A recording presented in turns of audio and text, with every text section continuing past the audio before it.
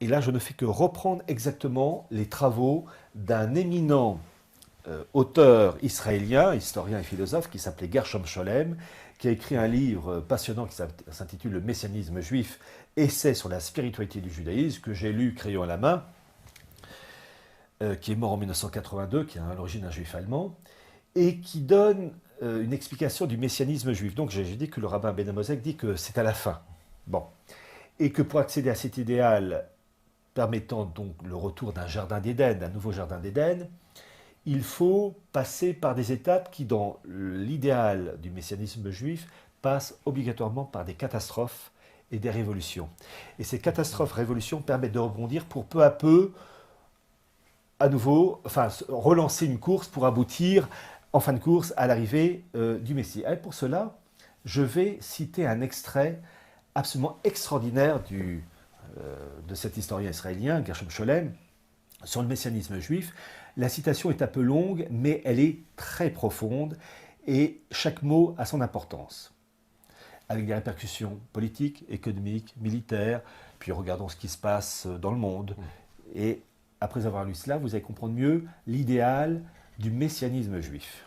Je cite Gershom Scholem, le messianisme, en effet, a toujours eu pour objet le rétablissement de l'existence nationale. Bien qu'il mène également au-delà de celle-ci, le messianisme apocalyptique a concilié de façon presque spontanée les promesses et les traditions antiques avec de nouvelles raisons d'y adhérer, avec de nouvelles interprétations et réinterprétations. Le messianisme est pris alors dans la conscience juive un double aspect qu'il a gardé depuis. Ces deux aspects du messianisme se fondent sur les paroles des prophètes où on les rencontre de façon plus ou moins explicite, un aspect qui souligne les cataclysmes et les destructions qui doivent accompagner la venue de la rédemption. Je reprends cette phrase. Un aspect qui souligne les cataclysmes et les destructions qui doivent accompagner la venue de la rédemption, et un aspect d'utopie quant à ce que seront les réalités messianiques. Le messianisme juif est, dans son origine et dans sa nature, on ne saurait jamais y insister, l'attente de cataclysmes historiques. Il annonce des révolutions, des catastrophes qui doivent se produire lors du passage du temps de l'histoire présente au temps futur messianique. Ces cataclysmes et ces visions funestes prennent un tour nouveau et propre dans les visions de la venue du Messie.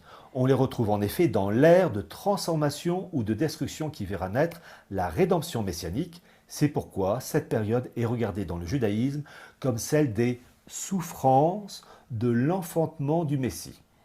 Messianisme juif, Gershom Scholem, pages 31 et 32. C'est-à-dire que quand on lit ça, ça veut dire que l'arrivée de leur Messie qu'ils attendent en bout de course ne peut arriver que dans la souffrance, par des révolutions, des catastrophes, j'allais dire par le principe de ordo ab chaos,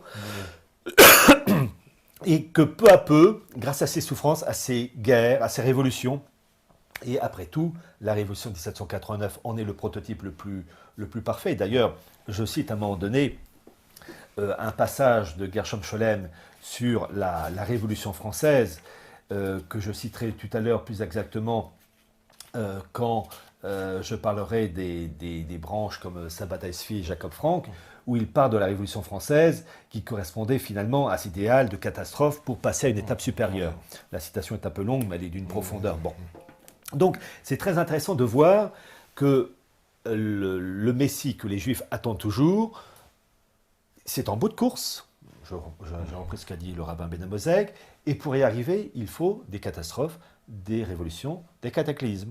Et plus c'est lourd, plus ces révolutions sont lourdes, puissantes, etc., plus on accélère l'arrivée de ce Messie. On peut dire qu'on est dans une période assez prolifique. J'osais à peine le dire.